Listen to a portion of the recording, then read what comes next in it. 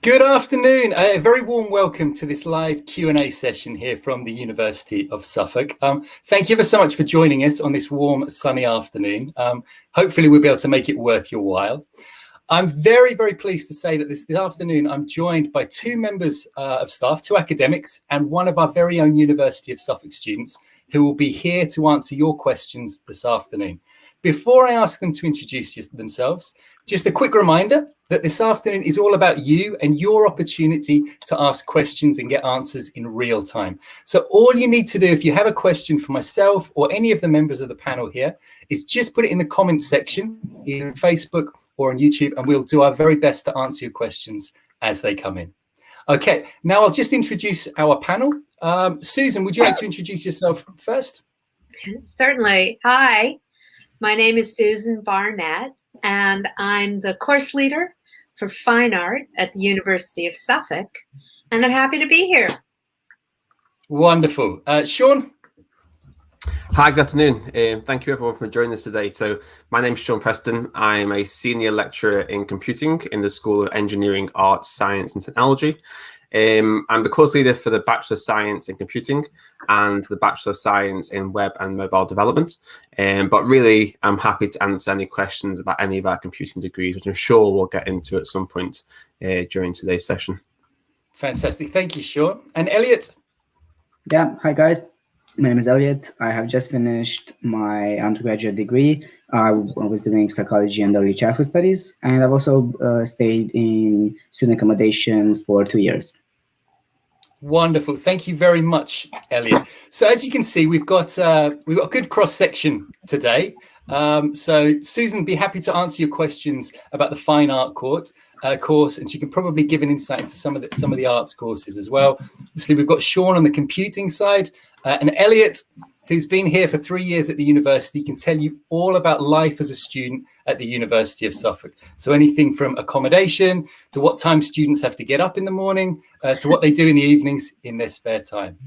My name's Owen, and I work in the recruitment and outreach department. So again, I can probably take any general questions you might have about the university that any of our guests this afternoon perhaps aren't able to answer. We did get a few emails come in this afternoon, so we'll start off with those and then go on to the live questions. So we had someone ask directly, Susan, about the facilities in the arts department and what someone studying on the fine arts course could be expected to do over the 3 years there. Well, we have extensive facilities. First of all, we have extremely large, beautiful, bright, airy studio space. And every student from the beginning, from their first year, from their first week, gets their own studio space. And it's kind of in one large space. So all the levels and all the students are there, but you have your own area. But it's nice because you get to share and have conversations with each other and engage with each other's work in your same year and across the years. So you might be chatting with someone who's in their second or third year if you're in your first year. And then we have extensive workshop facilities.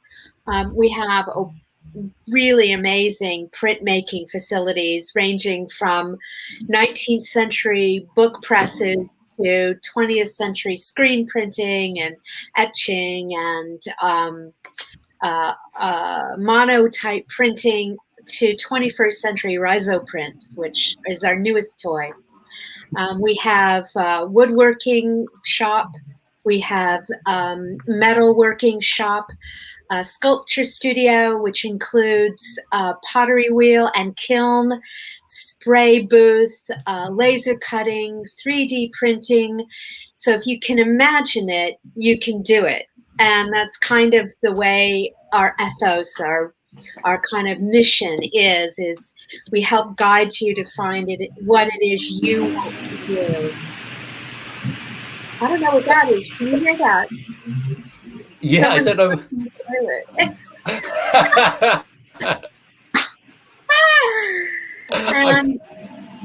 And all of it very much with a lot of individual attention.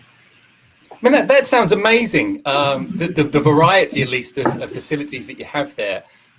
One of the questions that students always ask on, particularly for arts courses, is about access to these facilities, and realistically, how often or when can they use them? How would a student on your course go about that? It's really easy. If you come in the morning and you decide, actually, this afternoon, I think I want to work with some plaster casting. That afternoon, you're doing plaster casting. It's there is not a wait time. There's not, you don't have to give 2 weeks advance notice. You don't have to give 1 week's advance notice. You don't have to give a day advance notice. You use it as you need it. That's because we're small and we're able to accommodate everyone in a really wonderfully kind of immediate way. I see that there's a comment on here from Hi Patsy about regular study trips in fine art, and you hit the nail on the head, my friend. Yes, we go to a lot of museums and galleries and artist studios. We have artists who do workshops with us, and sometimes that's in a field or outside of the university campus, I should say. We have we also have a lot of exhibition opportunities on campus and off campus. So you put your work up out in the world, as well as seeing what's going on both locally, and also we have trips to London, and sometimes we have international trips. So yes, there are regular study trips. Well, that's good to know. I'm sure Patsy will be very, very happy to hear that. Also, Sean, if I could just bring you in again, I guess it's talking about facilities. We should probably ask what the computing courses have to offer on that side. Yeah, thank you. I mean, where do I start? I mean, it's important to note that computing is so cross-specialism. So we have cybersecurity, web and mobile, network engineering, data science and AI, and to try and make sure that the students have experience in using systems that they're going to be using for the next 10 years once they go into industry. That's really, really important. So we have at our Ipswich campus, we have computing labs. So I know a lot of universities, they tend to share their computing facilities with different schools, different subject areas. We have dedicated computing labs that our students can use, and that has all the latest software, Adobe suites, etc. We also have the similar spec machines over at what's called our waterfront building, and they're 24-hour access as well. So hopefully the students shouldn't need them. If they find themselves with an assessment the next day and it's running too late, they can park themselves over at the waterfront and use those facilities. We also have what's called our new Digitech Centre, and that opened up in January, and at a cost over £9.5 million or something. And it's a really cool place because it's based at what's called a Dashtel Park. Dashtel Park is where our where BT's innovation labs are located. It's also where there's over 100 technology startups. So it's a really cool environment to be in as a student, looking forward at their careers and thinking, okay, where am I going to take the skills and the knowledge that I've gained as part of the degree and really apply it to industry? And that also opens up things like potential placement opportunities and those kind of things. So over at the Dashtel Park at the Digitech Campus Centre, we have cybersecurity ranges so that students can do things like ethical hacking within an environment that's secure and locked down. There's digital forensics labs, so they can look at things like how to look forensically at data that's stored on devices. So we all think that when we delete our mobile phones or reset our phones, it's all gone. Well, the fact is that it isn't really. And we've got facilities there that allow students to use those technologies to actually look at, okay, what's actually really being stored on the device, even after it's being reset. And outside of those facilities, we have things like anechoic chamber. So I don't know if you're aware of what one is. You stand in it and there's like sort of foam sort of wedges on the walls, the ceiling and the floor, and it's so quiet in there that you can actually hear the fluid moving through your own body. So it's really cool facilities both at Adastral Park at Digitech, as well as here in the main campus in Ipswich. And for those who don't know, Adastral Park is about a 15-minute bus journey away. And we wouldn't typically schedule you in lessons at Adastral Park and at the Ipswich campus on the same day. So you haven't got to suddenly use your lunch break to get from one to the other. Wow, amazing. Elliot, I think you're a bit left out down there in the corner. Yeah. I was just going to ask, obviously, on the psychology side, what facilities would you be using on campus for your course? So as Sean said, that they have like a dedicated computing suites. We also have some computing suites that are just for psychology students. And we use these for maybe statistics or anything that is regarding maybe our research projects. So we have some software on it as well. We have SPSS, which we deal with when we're talking about statistics and all that. We also have a dedicated psychology lab. I think there's like 3 of them. And we have EEG caps, which you can put in your head and they scan your brain waves. So that's really interesting. And we have, I think we're kind of hoping to get more equipment, like actual psychological equipment as well in, I think, next year. So that's great. Wonderful. Fantastic stuff.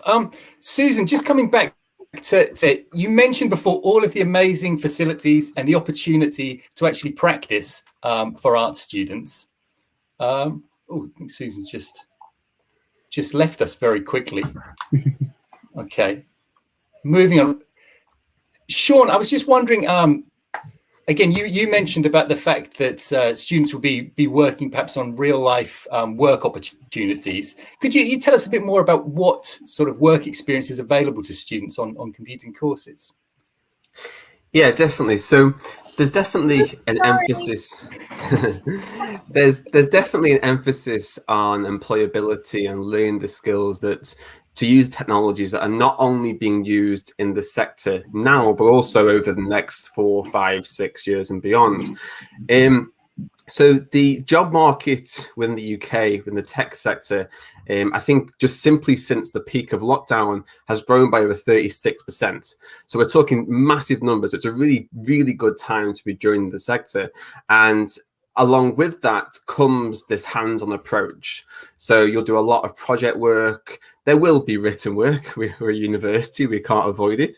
But there's definitely a focus on creating websites, creating mobile apps, creating pieces of software, using cybersecurity, ethical hacking techniques, using massive data sets and analyzing the data science and artificial intelligence and building networks. So it's very hands-on, geared towards that career that you go into post-graduation. That sounds brilliant. Susan, just sort of coming off the back of that, again, imagine you spoke about the practical side of the fine art course and all the wonderful opportunities you have. How about the teaching? I mean, Sean mentioned there that they're very hands-on, but there is some written work and there are classes as well. How is the construction on the fine art course?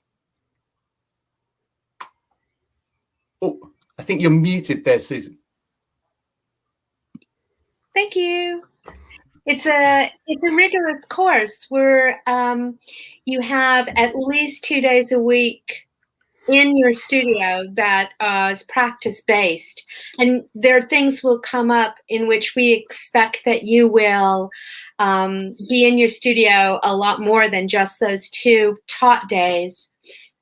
There's also a thread of the course that's what we call contextual studies. It's the theoretical concerns, some art history, basic ideas behind, art practice and art making, just basic things that you need to kind of unpack and take a real deep look at, such as representation, the difference between the picture of a cup and an actual cup, and how that informs a practice. And then in the final 2 years of the course, there's a professional practice strand. And that's where we help prepare you to be a practicing and earning artist outside after you finish your degree. I know that there's a lot of mythology around, oh, artists, starving artists, so they don't earn any money. What are you going to do with a fine arts degree?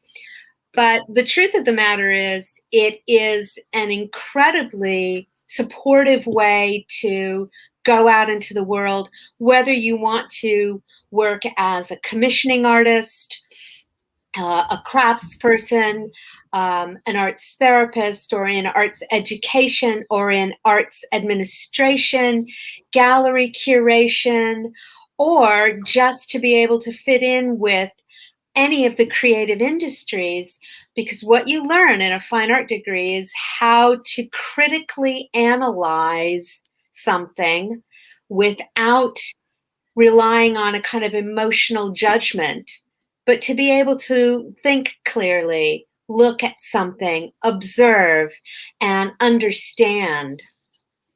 Wow. So I imagine then that it's the fact that you're working so closely with your peers.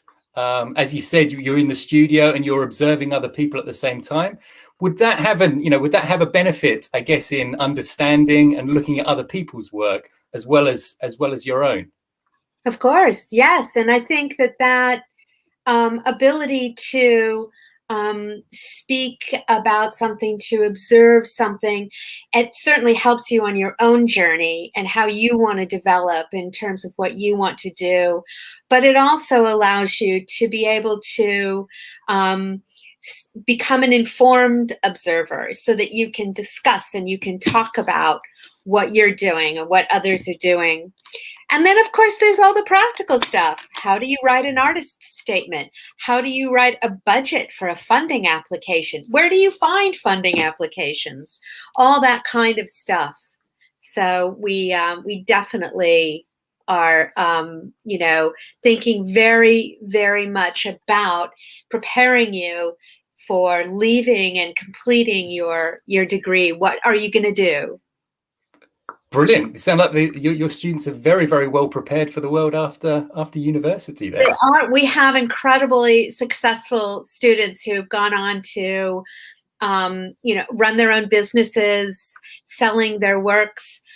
They've gone on to win large prizes. One of our graduates won the National Portrait Gallery Young Artist of the Year Award. Our artists have gone on to postgraduate study at the Royal College of Art. It goes on and on. Yeah. Amazing. Absolutely amazing. Just having a look at some of the questions that have come in. Amy has asked about the starting timetable for the adult nursing course in September. Unfortunately, Amy, the timetables are still not out. We're in the process of developing the timetables at the moment. Hopefully very soon we will be able to give you the dates. I'm imagining for adult nursing, it's going to be mid-September, possibly the beginning of September. But again, as soon as we know, we will put them out there. I promise you, we're not being secretive about timetables. We will get them out as soon as possible. Sean, you mentioned before about a number of different courses there, from sort of cybersecurity to web and mobile development. Could you just sort of run us through quickly the courses that are there in the computing department? Yeah, definitely. So we have 5 specialist computing degrees, and then we have our overall core computing offering. So it's probably easy to explain the specialist degrees first. So we have our Bachelor of Science degree in web and mobile development, and that's where students get an opportunity to work on developing websites and mobile applications for iOS, Android, a lot of working with industry, working on real life projects. Then we have our Bachelor of Science in Software Engineering, and that's focusing on building software systems, including some web, but mainly focuses on sort of desktop systems. Then we have cybersecurity, and cybersecurity is focusing on not only the sort of the cool ethical hacking side of things, but also thinking about how to make sure that server rooms are secured, how to make sure that your employees aren't sharing social data on social media, which could be a breach in some way in terms of security within the company. Then we have our Bachelor of Science in Network Engineering. So if anyone's interested in their home Wi-Fi and setting up routers and in 4G, 5G, etc., then that's really kind of where you probably want to be looking at. And then the last specialist degree that we offer is our Bachelor of Science in Data Science and Artificial Intelligence. And given what we've all been through over the last 2 years, data science is really, really important because it can take in massive amounts of information and data and trying to predict what's going to happen in the future.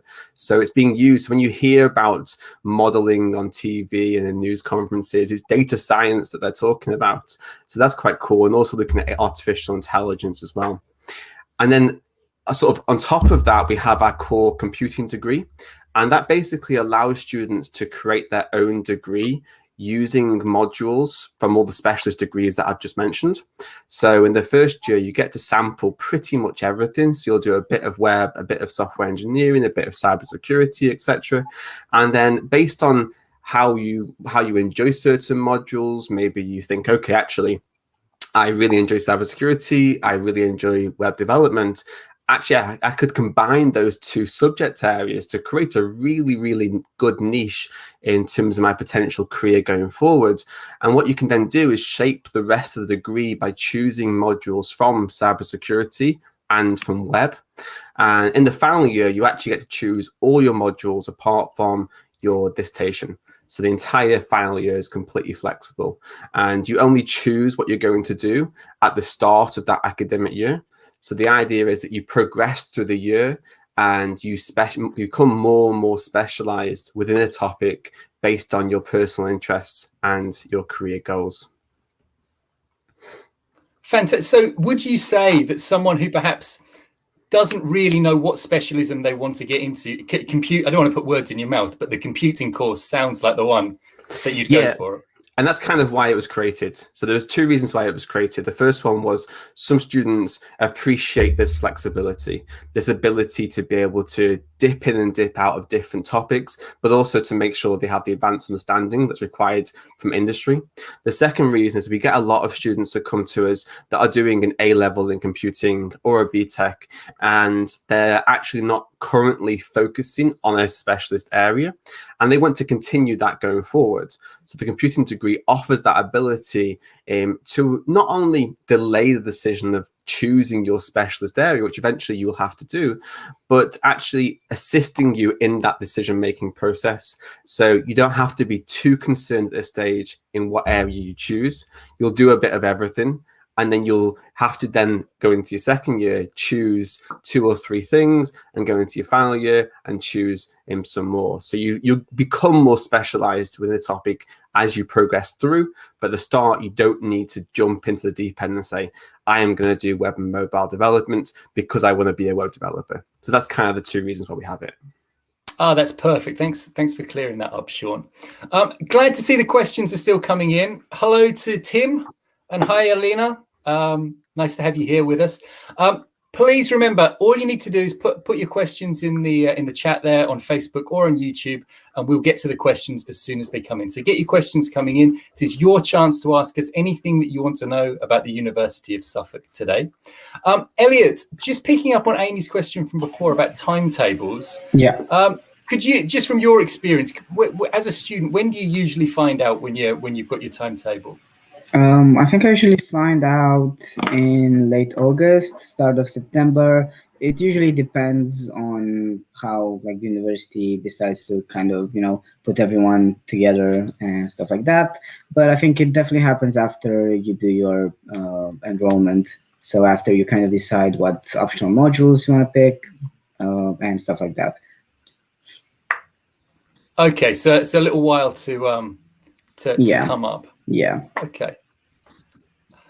One thing Elliot and I were talking about last time we were on Facebook Q&A is we were discussing the relationship between lecturers and students and how that can be very, very different from the relationship between teachers and students. For people who are coming from sixth form and college. It can often be a surprise for students coming to university to see lecturers and tutors treating them as equals and having a two-way relationship. I was just wanted to ask you, Sean and Susan, about your relationship and how you deal with your students, your availability with them, and how you would interact. So, Susan, would you like to talk about the arts course from that point of view? Oh, sure. So I consider my students as young artists.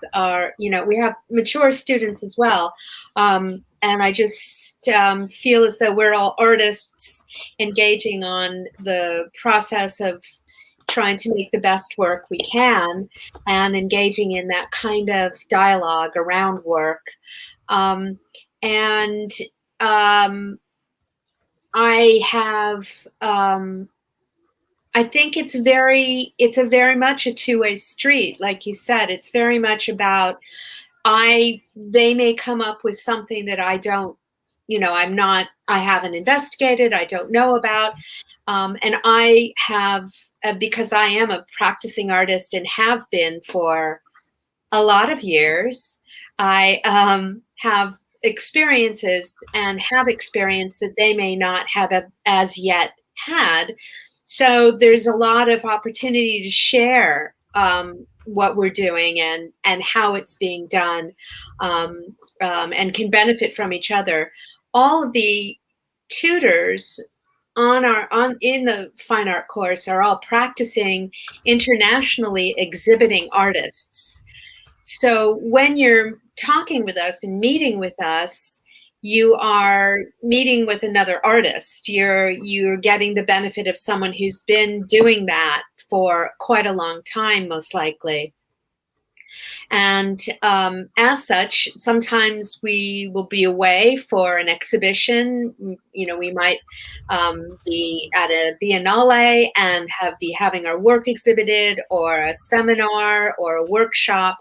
And what's really nice is that we, again, can bring all that back into the studio, and all of those ideas and all of those practices can be shared by the cohort. So it's a very kind of open and fluid relationship, I think. I also wanted to just give a shout out that we have an Instagram account, which a lot of our students and faculty use, which is UOS_fine art. And we also have our end of the year degree show coming up. And that's going to be online this year, is this very special year. So all of our students have put together work for digital display, which is kind of amazing because we emphasize documentation of work, whether it's a year in which we've had to have a pandemic, social distancing restrictions or not. And in this year, it's really focused that kind of documentation. So that will be eastshow.uk, and it'll open on the 24th of June at noon. Wow. Yeah, it's really exciting. It's all the art courses. So it's fine art, photography, architecture, graphics, and film. And all the students, the final year students, will have their work up on this website. It's being designed right now. So very, very looking forward to that. Very excited about that. And yeah, if I could just jump in on that, Susan, from someone who's not involved in the arts department, I know it's something that we all look forward to at the university as well. It's one of the highlights of the year to see the show and see the fantastic work that the students have come up with over the years. So yeah, I would definitely encourage you all to visit eastshow.uk to have a look at what our amazing students have produced over the year. Yeah, it usually blows me away too. I'm just, usually incredibly impressed with the level of work that our students engage in. It's really high. Yes, absolutely. Sean, just before I come over to you, we did I know question, is the show free? And the answer is yes, the show is free. Not only is it an amazing show, but it's absolutely free. What more can you ask for? Amazing. Tim, I will come back to the question that you asked before about being an alumni from 2007. And if you do want to ask questions regarding international students, of course, you can ask.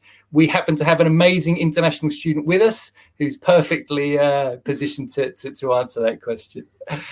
Sean, just coming back then to the tutors and lecturers on the computing courses and your relationship with each other. How does that work? Do you work very closely together with students as well? Yeah, I think there's this misconception that many people see when they're going to go to university, that you have this professor, it might be from Harry Potter, I don't know, standing at the front of the room, and you see them in class and then you don't see them again.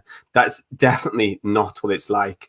It's more of a collaborative relationship. Okay, so it's more professional in certain areas, but less so in others. So you're probably used to potentially at school calling your teachers sir, miss, etc. We drop all of that. We're equals when we're in a classroom to some degree. So it's definitely more collaborative, and I learn a hell of a lot from teaching my students. And given the subject area that I'm in technology, it's always changing. There are new technologies, there are new services, there are new tools. And it's quite often that a student will actually bring up a new technology in class or something they found over the weekend or over the summer. And that helps to create that discussion in the classroom. So it's definitely more collaborative. In terms of accessing support, we're based mainly on campus, and students can knock on, they can have a chat, they can book a meeting. At the bottom of all my emails and my signature, there's a link that students can click and they can book meetings, whether it's a concern about mental health, whether it's stress, whether it's academic issues, maybe they feel like they're falling behind a little. They can just go in there, they can book a slot with me, and I'll see them a day or two later. So it's really flexible. But again, I think the main thing to emphasize is the collaborative nature of it. Do you know what I mean? So they're working on projects for industry, and we're there just to help them and give them a bit of a push along that way. And we'll often work together on projects, which is quite fun to see as well. But yeah, definitely more informal than most people think, and most people realize, and that misconception when they come into university. It is more level, and going back to what Susan was saying before. Awesome. Would you agree with that, Elliot? I mean, what's your experience of being a student? Do you have access to your lecturers when you need it? Yeah, I would totally agree with what Sean and Susan have said previously, because like the relationship between me and my lecturers has definitely been not what I expected initially, because as Sean said, I thought that I was gonna be, the student who had to, kind of behave and be there and stay there and kind of read, learn, and everything, and then the teacher would just go about information and stuff. But it wasn't the case. Like I could, and I can also now, even though I finished university, I can email my lecturers. I can ask. I could have asked for their guidance, their support with anything that I might have struggled with. So be it maybe academic, maybe I didn't know how to reference something, or maybe I didn't know where to find my information, or be it something more like personal. Maybe I was having maybe anxiety about an upcoming exam or anything at all. So it was definitely, I think the support system here is really good. Oh, that's great to hear. It's amazing to hear that from a student's point of view as well. Tim, you're watching us from Nigeria. That's amazing. We're reaching out to Africa. As to your question before about you completed your degree in 2007. It was obviously accredited by UEA back then. I mean, I think we can consider you one of us. You are just over the road, literally. I'll have to get one of my colleagues to check on the dates there, but we certainly consider you to be one of our alumni, I'm sure. Princess, when are the exams coming up for the foundation year 2021? Again, I'm not sure of that, Princess. Again, I'll have to see if one of my colleagues who's on the chat there can look into that, and we'll see if we can get an answer about exams for foundation years coming up. Not to sort of preempt anything that Tim might be asking, But for someone watching in Nigeria, someone coming from overseas to the University of Suffolk, Elliot, could you give us an insight into what it's like as an international student? I presume you knew very little about Ipswich before you came over. What it's actually like to come here and to settle in, and what your experience was. I think the only thing I knew about like the Suffolk area was that Shivan was from here. That's the only thing I knew like prior to this. So I think it definitely was an experience. The good thing is that I didn't come alone. I also had one of my best friends with me, so it was easier to kind of settle in and kind of explore the city with her as well. And I think like at the university, I didn't feel like an outsider, if that makes sense, because there are also a lot of other international students. There's also like a society run by international students, and they have like international food night, which is awesome, and all that stuff. And like I said, didn't feel like I was kind of an outsider. I was able to make friends quite easily, and especially with other British people as well. So yeah. What do you contribute on International Food Night? Well, I think I just pride my eating? that as well. Plus, I pride myself with like a really good homemade polenta, and not a lot of people know about it, but it's really good. Mm. Amazing! You'll have to give us the dates of the next one. Well, Come on for that. Oh, that's brilliant. Well, I'm glad to hear that people in Suffolk were so welcoming to you. Coming in, I mean, I would have to agree. I originally am from Suffolk, but I was away for a very long time before I came back, and I think it is safe to say that the campus is very, very friendly and very welcoming. And as Elliot mentioned there about some of the clubs and societies that you can get involved with, it's really easy to make friends, to get to meet people, to get involved in activities that you're interested in and meet people with similar interests, but equally to try new things. That is what university and the experience is for a lot of people, is coming and getting involved with things that you've never done before. And our Students' Union is amazing at organising these clubs and societies. So yeah, check out the Student Union website. We'll put a link up, and you can have a look at all of the things that they're doing for our students at the moment. Susan, I just wanted to come on and ask you about something that I was actually asked earlier in the week from a Year 12 student. So someone who potentially won't be applying until next year. So they're thinking about doing art or a fine art course, and they were wondering what they could do with a year to go before potentially starting, and what they might be able to do in terms of a portfolio that they would need for their application. And they have another year of school to go. Is that what you're saying? That's right. Yeah. Right. So, the best thing to do is do whatever it is you do, whatever kind of artwork you like to make and do. Spend time on it, and keep a record of doing that. Keep it. Don't throw it away.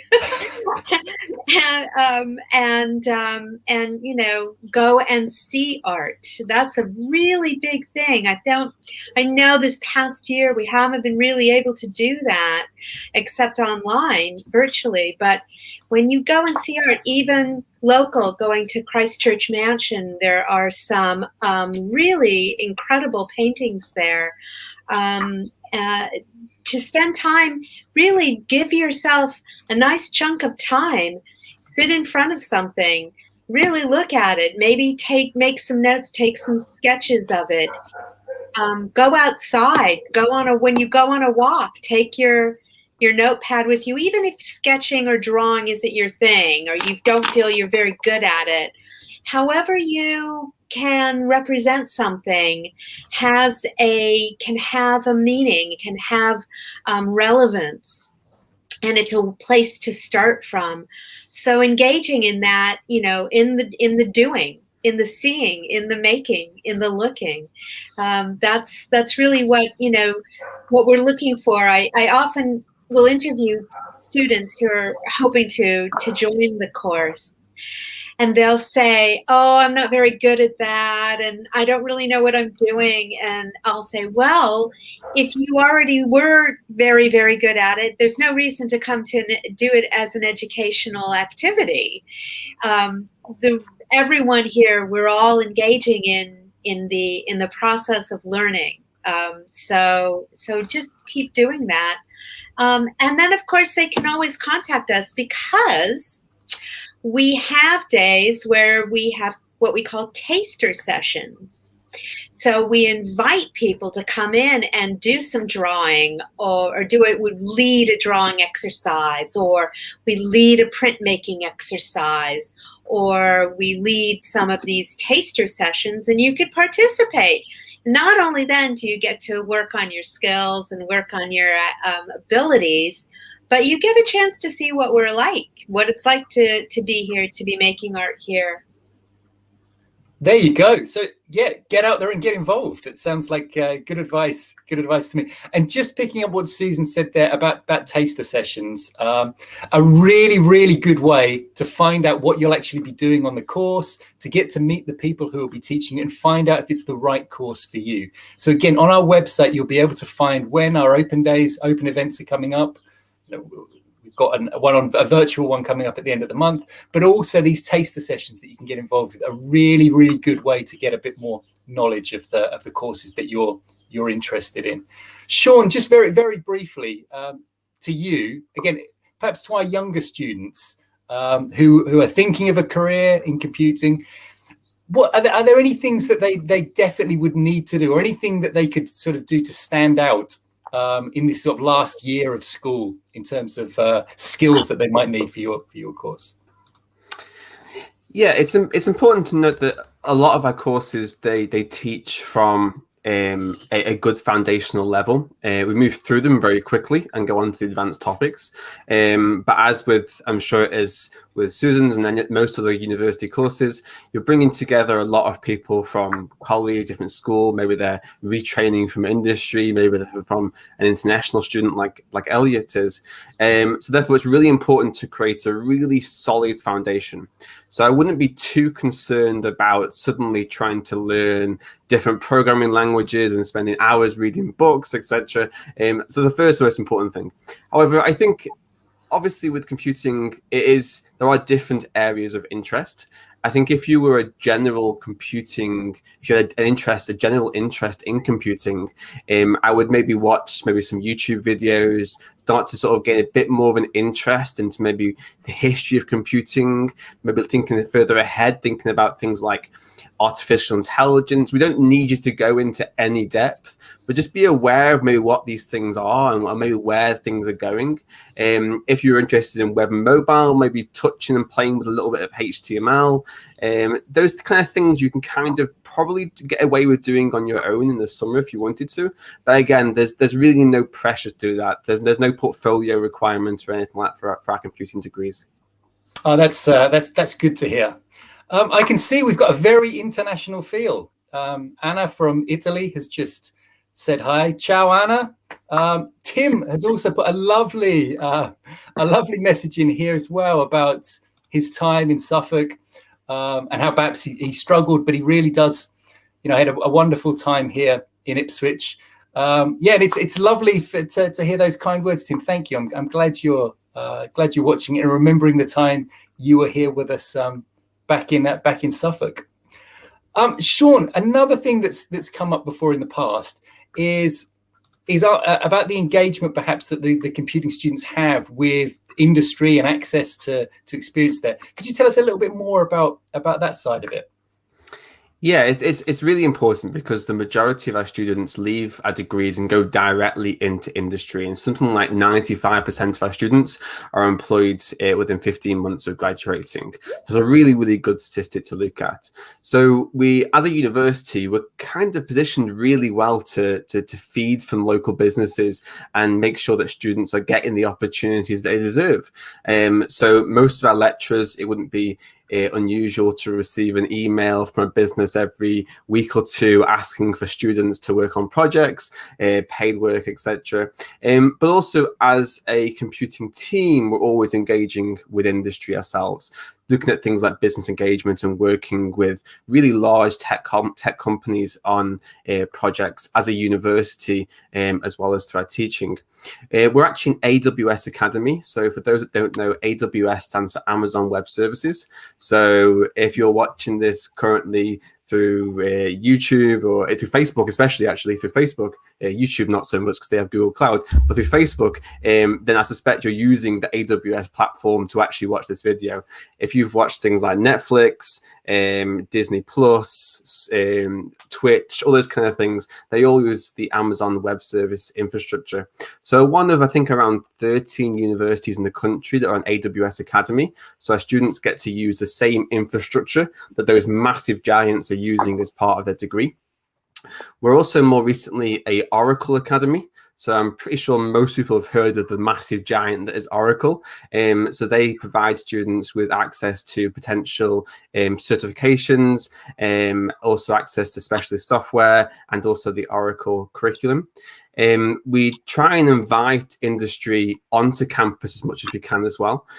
So we have what's called the annual Suffolk Web Industry Day, and that's where all the web development and mobile development, sometimes some graphic students, we spend a whole day with them, and we invite 6 or 7 industry leaders from the local region. That could be web developers, CEOs of web companies, digital marketing experts, to really interact with the students.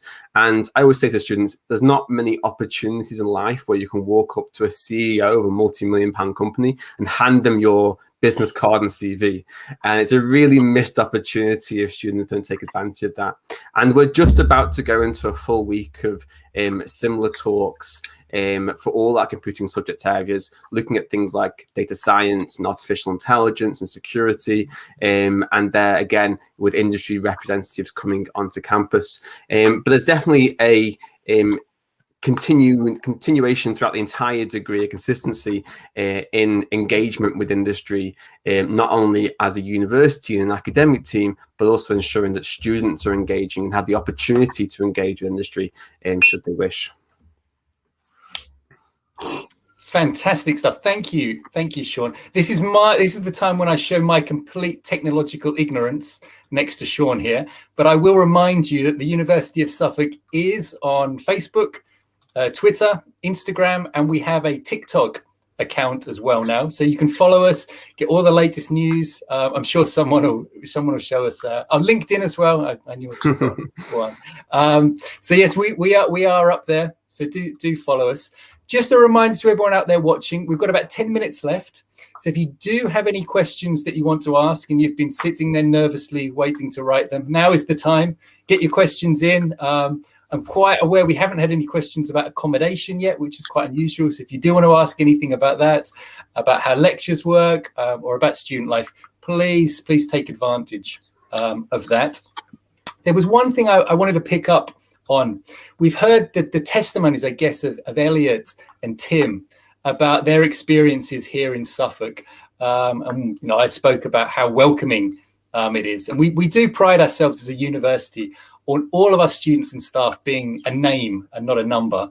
And we do know the names of the students, and we do say hi, and we do have access. And I think one thing that we really do need to emphasize, because it's not the same at every university, is when we spoke before about the relationships that we have and the access to our academics. At the University of Suffolk, you are getting that individual attention and individual access to the people you're working with. I know on both computing and on fine arts, that's perhaps even more so than on other courses. Would you say that's true, Susan? Oh, absolutely. It's I think that's one of the strengths of the course, that we're able to offer a quite extensive amount of individual tutorial with students, as well as engaging with their peers and visiting artists and international artists. Students have access to their tutors more than anywhere I've ever taught. I used to teach at art school at Central St. Martin's, and I was lucky if I saw the students I was responsible for 40 to 60 students a semester. And I was lucky if I saw them once a week. More, it would be, 20 minutes every 2 weeks. I see our students daily.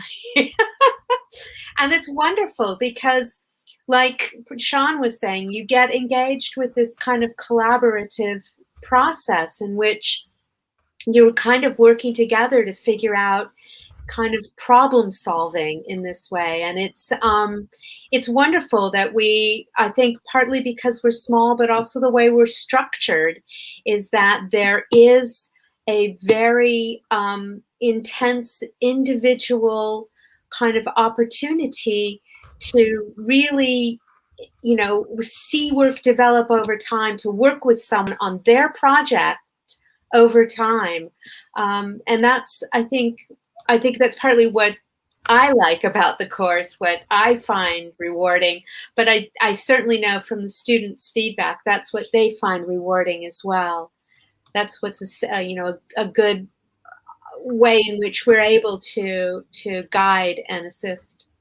Yeah, I mean, I think you're absolutely right. Whenever we have those surveys and feedbacks, it's the thing that always comes out on top, isn't it? The fact that they do have that relation. Sean, would that be similar in the computing department? I completely agree with Susan. In computing, we don't tend to make use of the lecture theatres on campus very often.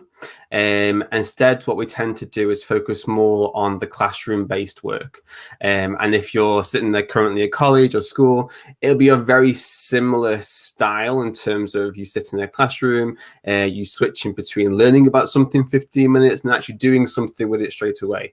Whereas I know that a lot of universities, it's definitely how I was taught.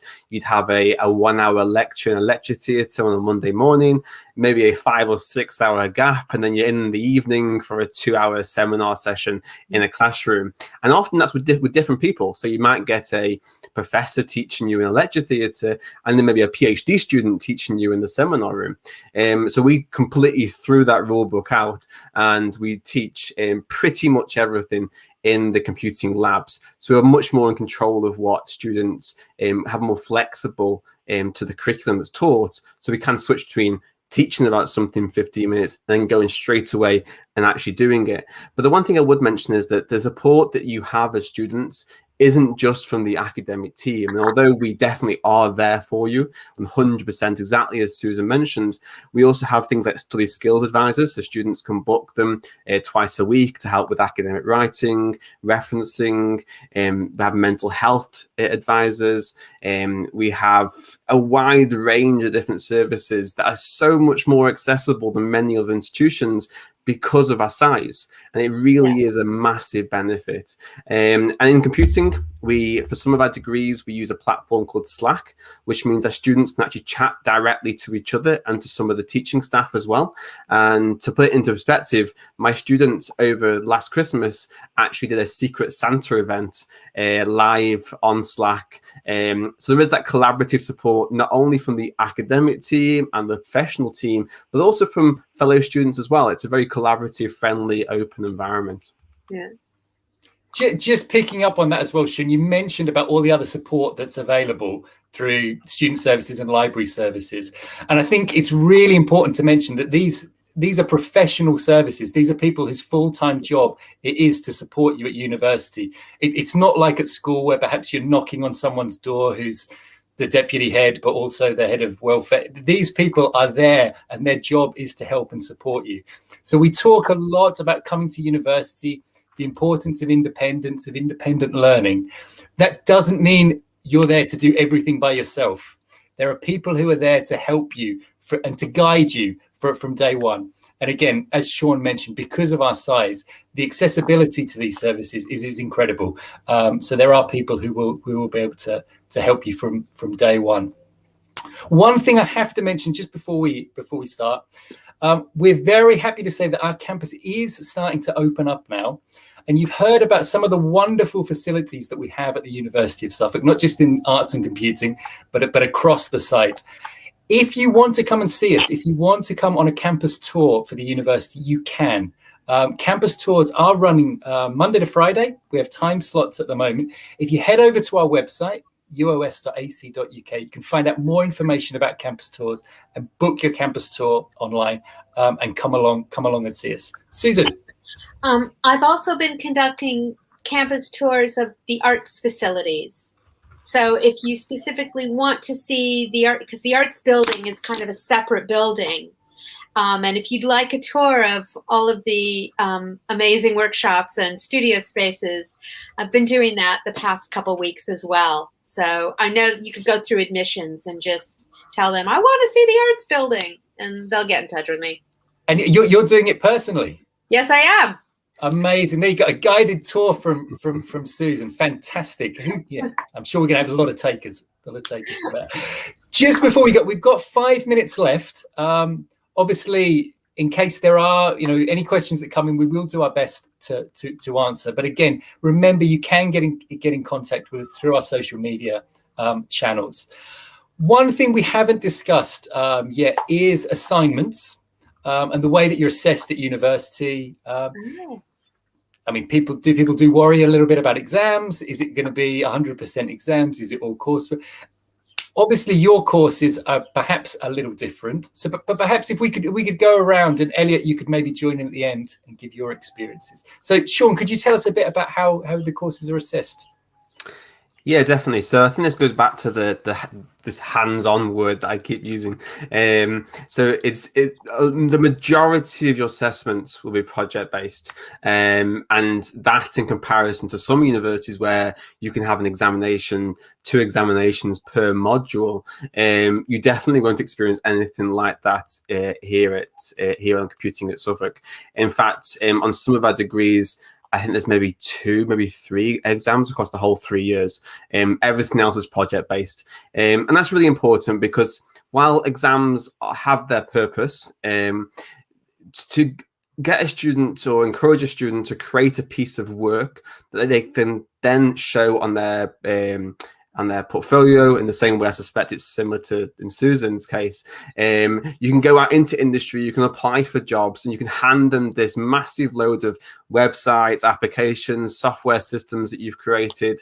It doesn't have the same appeal if you hand them a transcript of examination results.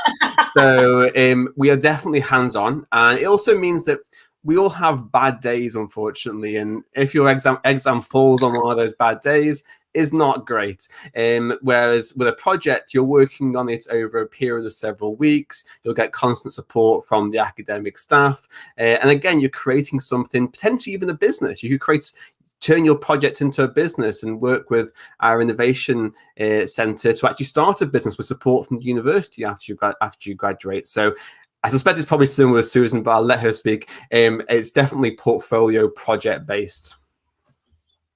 Yeah, that's great. I mean, it is similar. It's exactly the same. We actually have no exams. There are no exams in fine art, but you have to make stuff.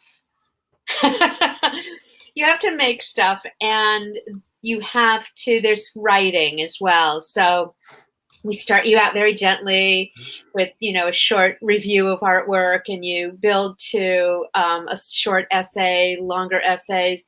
It culminates in the 3rd year with your dissertation. And that is in support of your artworks that you make, and you create works, you create series of works. It's very individual. If you're making, some people are making series where there may be multiples of something. Some people are making one large thing or one small thing. It's very much individually based how it's evaluated. And of course, you constantly keep most art students are used to this, you keep a sketchbook. And a sketchbook is not a diary. We're not really interested in that you had tuna fish on Tuesday, but it's that you are interrogating what you're doing. So you're talking about what you did, you're thinking about what you did, you're looking at it, evaluating it, thinking about what you want to do next. And then you're also researching. Did other people do this in the past? Are other people working similarly currently? And we help guide you on how to research, because I think that's something else that's really difficult to learn. We don't automatically know how to research. It's not just Google. So there's a lot of that kind of evidencing of what you're doing. But the majority of it is you're doing stuff and you're making stuff, even if that making is a performance or a project or an event, it's making. So it is very different than I think what younger people are used to. And I often get asked, how many exams will there be? And then I say none. And I'm sure they're very happy to hear that. They are. Yes. Elliot, could you just give us an insight into psychology in early childhood and how you were assessed? Yeah, so I think in these courses it's a mix.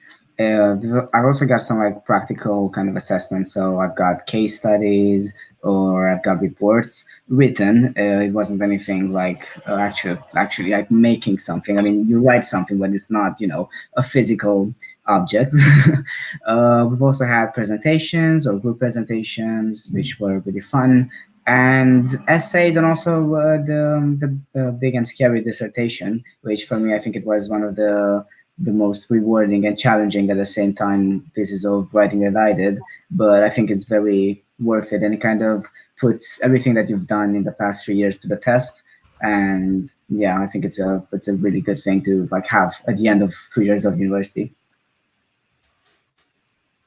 That's great to hear. Just in terms of dissertation, I know we didn't pick up on that. Sean, what sort of support would students get when writing a dissertation on your side?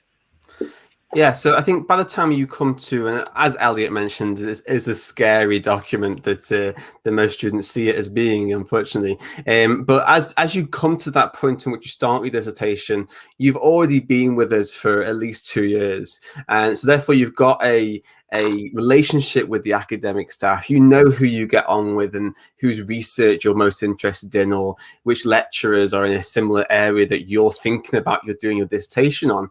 So this process of going it alone and doing your dissertation just simply doesn't happen. So I meet with my dissertation students every single week. Our computing dissertations are definitely focused again on more creative, creating a project sort of thing. So it could be creating a website that supports student mental health, and you document how you go through that process of creating that website as part of your written dissertation. But again, it's all with continual support throughout the whole of the academic year from your supervisor. Oh, I'm sure that's a weight off a lot of people's mind to know that that support is available when it comes to that scary dissertation. The hour has just flown by. I'd like to thank so much to everyone who's contributed a question. Thank you. Without your questions, we'd have had nothing to say today. So thank you so much for participating. We've had viewers from all over the world, all over the UK. So thanks for getting involved. A huge thank you to Sean, Susan, and Elliot for being with me and giving such comprehensive answers. I think we've got a really good insight into the computing and fine art courses today and what life is like 3 years at the University of Suffolk.